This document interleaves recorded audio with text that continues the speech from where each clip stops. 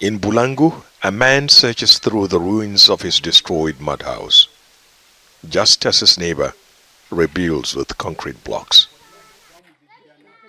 A short distance away, Ramyuna Tanimu prepares the family's first and only meal of the day. We eat only when we get something. We currently depend on people's goodwill. Hundreds of thousands of Nigerians have been displaced by this year's floods. The numbers continue to rise as the rainy season peaks. 44,000 of them in Jigawa state alone, where thousands of hectares of farms and homes have been destroyed. Most of the displaced are sheltering in public buildings like this school in Bulangu. The reconstruction of their homes could take several months. But with classrooms set to reopen in September, the government will have to decide whether to keep the refugees here or move them elsewhere. But the immediate concern for most here is a shortage or lack of food.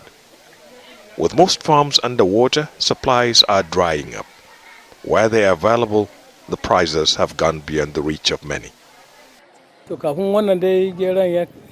the floods, a measure of millet and corn cost around $1.33. The price has now risen by 25%. Most people cannot afford that. But the government says emergency measures are in place to help farmers affected by the disaster. What we are trying to do, we have what we call a residual moisture program.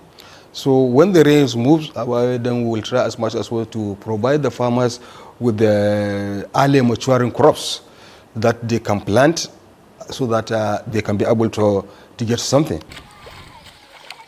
Agriculture analysts say the crop losses will add to Nigeria's current food inflation, which has reached 33%.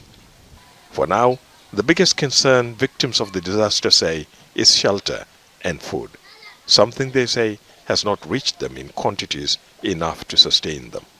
Ahmed Idris, Al Jazeera, Bulangu. Make sure to subscribe to our channel to get the latest news from Al Jazeera.